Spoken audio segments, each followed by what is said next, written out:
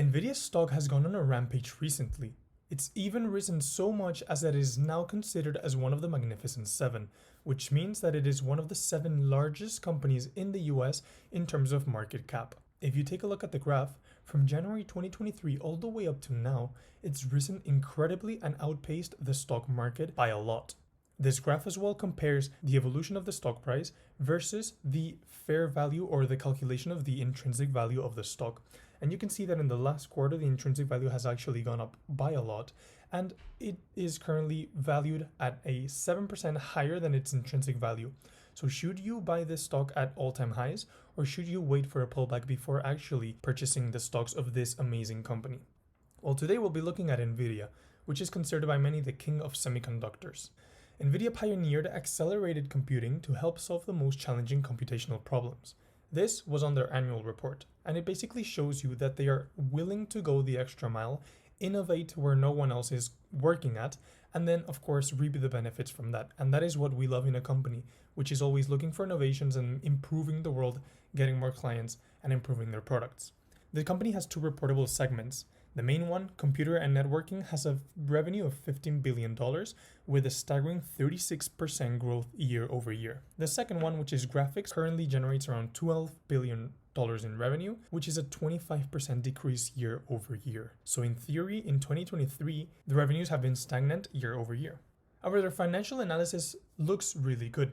They have a great liability position with a 16 times interest coverage, meaning that they're able to pay their interest 16 times over with the current EBITDA that they are producing. They have an amazing cash conversion of 136%. This measures how well this company transforms their net income into free cash flow, which is essential because free cash flow is what the investor gets at the end. And then their margins are spectacular. Almost 60% profit margin with those size revenues are incredible, and an operating margin of 15%, which is okay. It's right at the limit where we would want it to be. Now, I'm not particularly a fan of the return on capital employed since it's only 10%. And to me, it's not bad, it's not good, however, because the weighted average cost of capital, which is what we usually measure the return on capital employed versus, it usually ranges at a 10%. And for those of you that don't know, we want the return on capital employed to be higher than the cost of capital, because that means that the company is generating value. Right now, it is generating value, but if the cost of capital, meaning interest rates, increase in the short term, it could get tricky for the company. However, this is still a great company and has a very solid financial metrics analysis. In terms of fundamentals, I really like this company. However, I'm going to give it a 5 out of 8 due to their performance in 2023.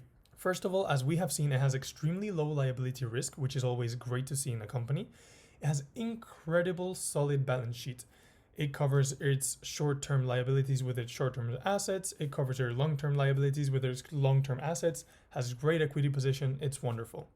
It performs high amount of dividends and a lot of, well, it's starting to do more share buybacks. It doesn't do a lot of them right now, but this is where it gets great. They have incredible pricing power and what I believe it to be a great existing moat or incredibly high competitive advantage.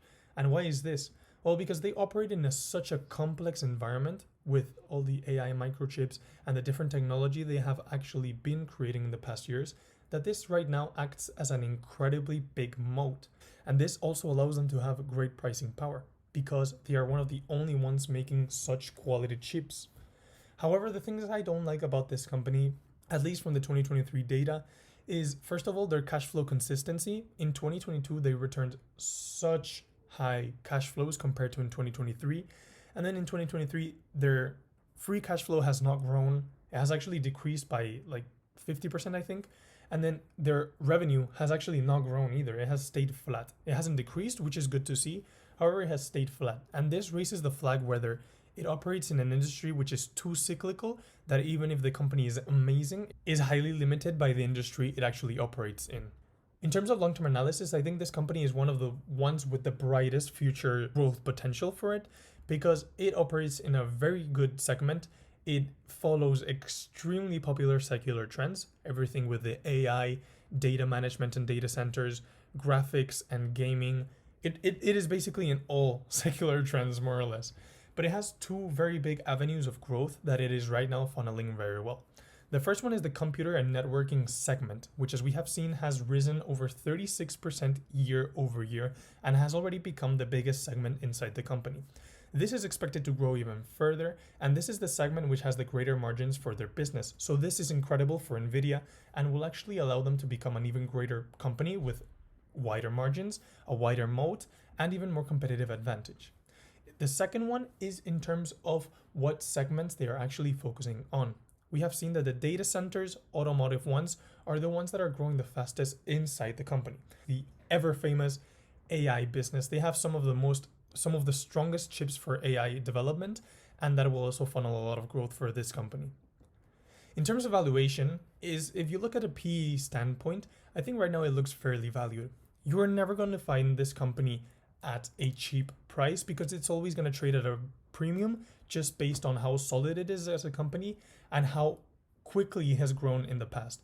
However, if you compare it to April 2023, it is dirt cheap right now since the PE ratio reached something crazy of 140 times. So now you would be looking at purchasing this company at our PE ratio of around 70, which would not be that bad comparing its historic PE ratio. However, you'd have to ask yourself whether you believe this company will keep growing as fast as it has before. And then in terms of free cash flow yield, it looks extremely expensive because it's a high quality company with high growth rates.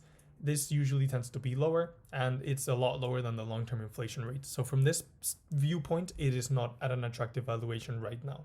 In terms of risks and possible challenges, the main risk which I have, and I have not listed here, is that I tend to follow Peter Lynch's strategy of do not invest in what you don't know.